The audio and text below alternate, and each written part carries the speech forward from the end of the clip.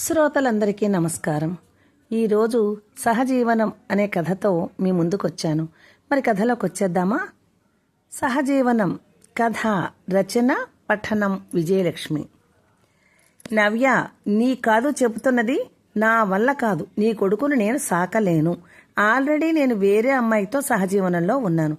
బిడ్డను తల్లి చూసుకోగలదు, తండ్రితో బిడ్డ ఉండలేదు. బిడ్డతో నాకు సంబంధం లేదు అంటూ ఖరాఖండిగా చెప్పేశాడు రుత్విక్. నీకు పుట్టలేదా రుత్విక్? నీతో సహజీవనం చేసినప్పుడే కదా పుట్టాడు. నీ బిడ్డ నీకు సంబంధం లేదని ఎలా అంటావు? నువ్వే మనిషివా? నువ్వు వేరే అమ్మాయితో లివింగ్ రిలేషన్లో ఉన్నట్టే నేను వేరే అబ్బాయితో లివింగ్ రిలేషన్లో ఉన్నాను. బాబుకి 3 ఏళ్లు వచ్చాయి. వాడు 10 నెలల బిడ్డ అయి ఉండగా మనం విడిపోయాం. ఇప్పటి వరకు నేను ఏ సహాయం కోరలేదు. వాడిని నేనే పెంచుకుంటున్నాను. కానీ ఎన్నాళ్ళు ఒంటరిగా ఉండగలను? అందుకే నా మనసుకు నచ్చిన నితీష్తో లివింగ్ రిలేషన్లో ఉన్నాను. అతని కూతురు ప్రస్తుతానికి అతని తల్లి దగ్గర ఉంది. ఏడాది పిల్ల. ఆ తర్వాత ఆ అమ్మాయి వస్తే వీడిని నేను ఎలా చూడగలను? నువ్వేం చేస్తావో తెలియదు. వీడి బాధ్యత నీదే అంటూ బాబును బలవంతంగా రుత్విక్ ఒళ్ళో కూర్చోబెట్టింది నవ్య. బాబు ఏడుస్తూ క్రిందకి దిగిపోయి తల్లి దగ్గరకు పరిగెట్టాడు. వాడికి తన గురించే గొడవ అని తెలియకపోయినా ఏదో గొడవ అవుతోందని తెలిసి వాడు భయంతో తల్లి మెడ గట్టిగా పట్టుకుని గుక్క పెట్టి ఏడుస్తున్నాడు. నవ్య వాడిని బలవంతంగా మళ్లీ అతని ఒడిలో కూర్చోబెట్టింది. ఈసారి ఇంకా పెద్దగా ఏడుస్తూ తల్లి దగ్గరకు కాకుండా వీధి గుమ్మం అతలికి పారిపోతున్నాడు. తన తల్లి తనని వదిలించుకోవాలని చూస్తోందని ఆ పసి హృదయానికి అర్థమైపోయిందేమో. రుత్విక్ లేచి కొడుకుని తీసుకువస్తాడేమోనని చూసింది. కానీ అతను లేవలేదు. ఇంకా తప్పక నవ్య లేచి పారిపోతున్న బిడ్డను పట్టుకుని బలవంతంగా ఎత్తుకుని, ఛీ దుర్మార్గుడా, నీ బిడ్డను నువ్వు చూడనంటావా అంది కాలర్ పట్టుకుని. మర్యాదగా వదులు. నేను అక్కర్లేదని నేను చెప్పలేదు. నువ్వే అక్కర్లేదని పోయిన దానివి. నువ్వు నాకు నేనుగా నిన్ను వదిలిపెట్టలేదు కదా. మనసులో కలవలేదన్నావు, వెళ్ళిపోయావు. నేను నీ దారికి ఎప్పుడూ అడ్డు రాలేదే. అయినా ప్రెగ్నెన్సీ ఎవరు మోస్తారు? ఆడదే కదా. మగాడికి ప్రెగ్నెన్సీ రాదు కదా. అంటే బిడ్డని కనడం పెంచడం తల్లే చూసుకోగలదని ప్రకృతి నిర్ణయించింది. అందుకే బిడ్డ తల్లి దగ్గరే ఉండగలడు. కావాలంటే వాడి మెయింటెనెన్స్ డబ్బులు పంపించేస్తాను. అంతేకాని ఏడుస్తున్న పిల్లవాడిని నా మొహాన కొట్టి పారిపోవాలని చూస్తావా? గెట్అవుట్ అన్నాడు ఆవేశంగా రుత్విక్. నువ్వు మెయింటెనెన్స్ పంపుతావా? నేనే నీకు పంపుతాను. నేను నెలకు 2 లక్షల రూపాయలు సంపాదించుకుంటున్నా. ఈడియట్, నువ్వు నాకు ఇచ్చేదేంటి? అనవసరంగా బిడ్డను కన్నాను. నితీష్ బిడ్డను నాతో ఉంచుకోవడానికి ఒప్పుకోవడం లేదు అంది ఆవేశంగా. హోరాహోరీ వారి వాగ్వివాదాన్ని చూస్తున్న బిడ్డ గుల్లున ఏడుస్తూనే ఉన్నాడు. వీరి గొడవంతా వింటున్న ప్రక్కింటతను వచ్చాడు. చూడండి, మీ ఇద్దరి పద్ధతి ఏం బాగాలేదు. ఏవమ్మా, ఆడదానివి మాతృత్వాన్ని ఎలా వదులుకోవాలనుకుంటున్నావమ్మా అన్నాడు. ఏంటంకుల్, అనాదిగా ఆడదానికి అన్యాయం జరుగుతూనే ఉంది. కనిపారేసి చేతులు దులిపేసుకుంటే ఎందుకు మా ఆడజాతి ఊరుకోవాలి అంది ఆవేశంగా. అసలు మీరిద్దరికీ పెళ్లే జరగలేదు, సహజీవనం చేస్తున్నారు. అలాంటప్పుడు పిల్లల్ని భూమి మీదకి ఎందుకు తీసుకురావాలి? నాకు వద్దంటే నాకు వద్దని ఇద్దరికిద్దరు అంటుంటే ఈ బాబు భవిష్యత్ ఏం కావాలి అన్నాడు కోపంగా. అసలు నేను రిలేషన్షిప్లో ఉన్నట్లు, నాకు ఒక కొడుకు ఉన్నట్లు మా ఇంట్లో వాళ్ళకి తెలియదు అంకుల్ అన్నాడు రుత్విక్. ఏంటి, మిమ్మల్ని నమ్మి చదువులు చెప్పించి మీ ఉజ్వల భవిష్యత్తుకు మార్గం చూపిన తల్లిదండ్రులను మోసం చేసి ఇలాంటి చెత్త పనులు చేయడానికా మిమ్మల్ని కనిపించింది? మరలా ఇంకో అమ్మాయితో లివింగ్ రిలేషన్లో ఉంటున్నానంటున్నావు. ఆ అమ్మాయిని పెళ్లి చేసుకుంటావా అని అడిగాడు పెద్దాయన. లేదండి, ఆమెకు నాకే సరిపడుతుందో లేదో. పెళ్లి చేసేసుకుంటే చాలా నిర్బంధాలుంటాయి. ఇందులో ఉండవు. ఇష్టమున్నన్నాళ్ళు కలిసి ఉండవచ్చు, లేకపోతే ఎవరి దారి వాళ్ళు చూసుకోవచ్చు అన్నాడు తేలిగ్గా రుత్విక్. అయ్యో, భారతదేశం కర్మభూమి, పవిత్రమైన దేశం అంటారు. అలాంటిది భ్రష్టు ప్రట్టి మ్లేచ్చుల్లా తయారవడం నాగరికత? అది నైతిక హక్కులా? ఏ అమ్మాయి, మీరిద్దరూ కలిసి ఉండి ఈ బిడ్డను పెంచి ప్రయోజకండి చెయ్యండి. మీరిద్దరూ మీ జీవితంలో చివరి వరకు ఒకరికొకరుగా ఉండండి. ఒకరికొకరు సహాయం చేసుకుంటూ చక్కగా బ్రతకాలి. అదే జీవన సాఫల్యం. అంతేకాని జంతువుల్లా ప్రవర్తించకూడదు. అమ్మాయి, జంతువులను కూడా తల్లి వదిలేయదు. తన బిడ్డకు ఆహారం సంపాదించుకోవడం వచ్చే వరకు తానే సాకుతుంది. అలాంటిది 3 ఏళ్ల బిడ్డని నాకొద్దని వాడిని ఫుట్బాల్ ఆడుతున్నారు. ఇదేమైనా బాగుందా అన్నాడాయన. కోర్టే సహజీవనం చేయొచ్చని తీర్పు చెప్పింది సార్. మీరేంటి మాకు చెప్పేది అన్నాడు రుత్విక్ విసురుగా. పెద్ద ఆయన ఆ మాటకు సమాధానం చెప్పలేక లేచి వెళ్ళిపోయాడు. మరలా తగు మొదలైంది. ఆమె ఫ్రెండ్స్కు ఫోన్ చేసింది, అతను ఫ్రెండ్స్కు ఫోన్ చేశాడు. ఇద్దరి తరపు ఫ్రెండ్స్ వచ్చారు. వీరిద్దరి గురించి అటువాళ్లు ఇటువాళ్లు గొడవ మొదలెట్టారు. పిల్లవాడు గుక్కపట్టి ఏడుస్తున్నాడు. పిల్లవానికన్నా గొడవే ముఖ్యమన్నట్లు నవ్య పోట్లాడుతోంది. వాడి ఏడుపుకి కోపంగా ఒక్క గుంజు గుంజి, నువ్వు పుట్టి ఉండకపోతే నాకే గొడవ లేదు, చక్కగా కడుపు చేసి వాడు సంబంధం లేదంటున్నాడు. పైపెచ్చు డబ్బులిస్తాడట. నాకేం డబ్బు లేదు, మరి వీరు పడేసిన డబ్బు నాకు కావాలా అంటూ రెచ్చిపోతోంది నవ్య. రుత్విక్ ఫ్రెండ్ ఒకడన్నాడు, ఇద్దరూ చూడలేకపోతే ఒక పని చెయ్యండి, ఏ బేబీ కేర్ సెంటర్లోనో పెట్టండి అంటూ సలహా ఇచ్చాడు. ఇంకొకడు అన్నాడు, మేము లివింగ్ రిలేషన్లో ఉన్నప్పుడు కలిగిన అమ్మాయిని హాస్టల్లో జాయిన్ చేశాం. ఆ పిల్ల చదువుకుంటోంది. వాళ్ళ అమ్మ వేరొకరితో సహజీవనం చేస్తోంది. నేను కూడా వేరే అమ్మతో ఉంటున్నాను. దానికి ఇంత రచ్చ ఎందుకు అన్నాడు ఇద్దరిని శాంతపరుస్తూ. అవును బాబు, ఇప్పుడు వీడు తల్లిని వదలాలి కదా. వాడు ఎవరి దగ్గరికి రాడు ఉండడు. అయినా నవ్య, బిడ్డని ఇంత చేరుకు చేసేసుకుంటే ఎలా? మనం చేసేది సహజీవనం, పెళ్లి కాదు. అందువలన మనకి కుటుంబ సపోర్టు లేదు. ఒక పని చేయి, వీడికి ఆయాన్ని పెట్టే. ఇంకొక ఆమె సలహా ఇచ్చింది. అబ్బాయి, ఏం సలహాలే తల్లి, ఇంట్లో ఉంచుకుందామంటే నితీష్ ఒప్పుకోవట్లేదు కదే, అందుకే ఇదంతా అంది చిరాగ్గా నవ్య. అవును, అసలు ఏం తొందర వచ్చిందని వీడిని కనేసావే. చూడు, నేను లివింగ్ రిలేషన్లో ఉంటూ 6 ఏళ్ళు అవుతోంది, కానీ నేను పిల్లల్ని కనలేదు. ఎందుకంటే ఇప్పుడు ఇతడితో ఉంటున్నాను. రేపొద్దున్న భేదాభిప్రాయాలు వస్తే నేను ఇతన్ని వదిలి వేరొకతనితో ఉంటాను. అప్పుడు ఈ పిల్లల సమస్య అవుతుంది నీలాగా. అందుకే నేను జీవితాన్ని నాకు నచ్చినట్లు ఎంజాయ్ చేస్తున్నాను అంది నవ్య ఫ్రెండ్ సోనియా. నా కర్మగాలి, అసలు కనాలనే అనుకోలేదు, కానీ అనుకోకుండా వీడు పుట్టుకొచ్చాడు. నితీష్కు కూడా కూతురుంది. అది ప్రస్తుతానికి వాళ్ళ అమ్మ దగ్గర ఉంటుంది. నితీష్ మాత్రం అసలు వీడిని వదిలించేసుకోమంటున్నాడు. అవును, అలాంటప్పుడు నితీష్ని వదిలేయి బిడ్డతో సహా నచ్చినవాడిని ఇష్టపడి చేసుకో అంది నవ్య ఫ్రెండ్ ఆమెని. అబ్బా, నితీష్ని చూస్తే నువ్వు అలా చెప్పవు. నితీషు సినిమా యాక్టర్లా ఉంటాడే, పిల్లవాడిని వద్దంటున్నాడు తప్ప అతనిలో ఏ లోపము లేదు అంది ముచ్చట పడిపోతూ నవ్య. సరే, ఏం చేస్తారైతే వీడిని అని నవ్య ఫ్రెండ్స్, రుత్విక్ ఫ్రెండ్స్ తిరిగి వాళ్ళనే అడిగారు. చాలా బాగుంది, మీరేదో సలహా చెబుతారనుకుంటే మమ్మల్నే తిరిగి అడుగుతున్నారు.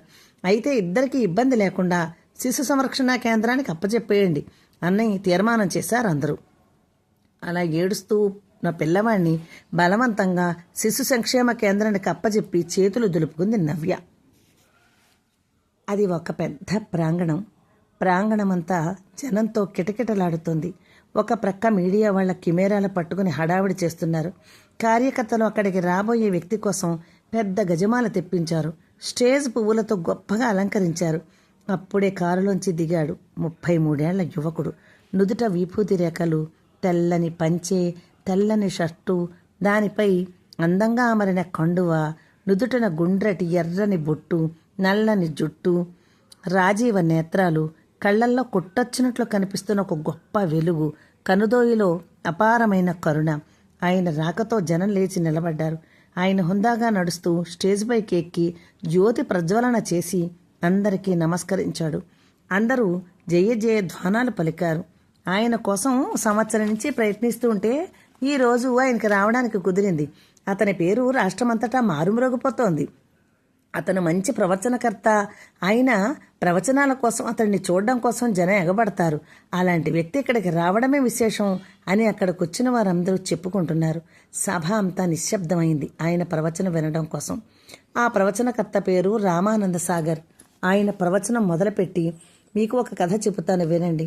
సహజీవనాలు అనే ఒక దురాచారం మొదలైన కొత్తలో యువతీ యువకులందరూ వ్యామోహాలతో, అహంకారాలతో పెళ్లి చేసుకోకుండా, తల్లిదండ్రులకు తెలియకుండా ఉద్యోగాలు చేసుకుంటూ సహజీవనం చేస్తూ బిడ్డలను కని వారిని అనేక అవమానాలకు గురి చేస్తూ వారి సంరక్షణకు ఇష్టపడక ఎక్కడో రోడ్డు ప్రక్కనో ఏ శిశు సంక్షేమ కేంద్రాల ముందో వదిలేసి తన దారి తాను చూసుకుంటే ఏదో బట్టలు మార్చినంత తేలికగా జీవన సహచరుల్ని మారుస్తూ దానికి లివ్ ఇన్ రిలేషన్షిప్ అని ముద్దుగా ఇంగ్లీష్లో చెప్పుకుంటూ అదేదో ఘనత సాధించినంత ఆనంద పడిపోతూ ఒకరిని ఒకరు మరొకరిని వెతుక్కుంటూ మధ్యలో పిల్లల్ని కంటూ వారిని అనాథల్ని చేసి వారి స్వార్థాన్ని వారు చూసుకుంటూ మొదలైన ఈ సహజీవనం వెర్రితలలు వేస్తూ విశృంఖలమైన వ్యభిచార వ్యవస్థ ఏర్పడిన ఈ సమాజాన్ని ఎలా బాగు చెయ్యాలనేది మనం ఆలోచించాలి.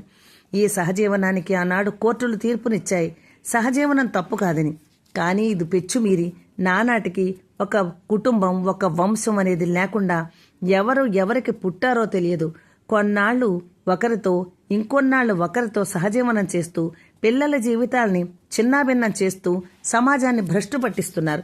ఒక్కసారి పిల్లల్ని కనే ముందు ఆలోచించండి. అమ్మా, ఇక్కడ చాలామంది స్త్రీలు ఉన్నారు. తల్లి, స్త్రీ అంటేనే సున్నితత్వం అంటారు. బిడ్డల్ని కనే ముందు ఒక్కసారి ఆలోచించండి తల్లి. జీవితాలు ప్రగతి పదంలో నడవాలంటే ముఖ్యంగా స్త్రీలలో మార్పు రావాలి.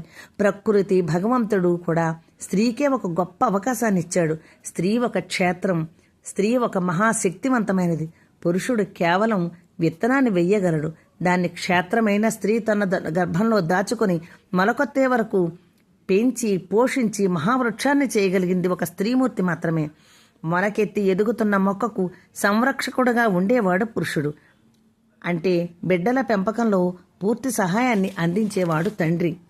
స్త్రీ పురుషుల వలన ఈ లోకంలోకి వచ్చి వారిచ్చిన సంస్కారంతో గొప్పగా ఎదగవలసిన బిడ్డలు అమ్మా నాన్నలు వారి స్వార్థానికి బలి రోడ్డున పడుతున్న చిన్నారులను చూస్తూ ఉంటే గుండె తరుక్కుపోతోంది. సమాజం మారాలి, మరలా వివాహ వ్యవస్థ రావాలి. ఆ వివాహానికి ఒక పరమార్థం చేకూరాలి. పిల్లలు అక్రమ సంతానం కాకూడదు. సక్రమంగా తల్లిదండ్రుల ఆలనా పాలనలో పెరగాలి. అప్పుడే ఈ సమాజం బాగుపడుతుందంటూ ఆవేశంతో ఊగిపోతూ చెబుతున్నాడు రామానంద సాగర్. అందరూ ఎంతో శ్రద్ధగా వింటున్నారు.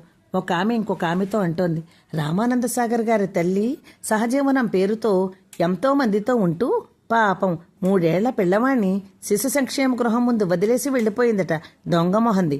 ఆయన ప్రభుత్వ సంరక్షణలో పెరిగి భావోద్వేగానికి గురై అతని తల్లి చేసిన పనికి తల్లడిల్లిపోతూ గొప్ప ప్రవచనకర్తగా మారి ఏ బిడ్డలు ఇలా అనాదరణకు గురి కాకూడదని ఆయన పైసా ఆశించకుండా తన ఉపన్యాసాలతో సమాజాన్ని మార్చడానికి గట్టి కృషి చేస్తున్నారు. చూసావా, ఆయన ముఖంలో ఆవేదన కొట్టొచ్చినట్లు కనిపిస్తోంది అంటోంది.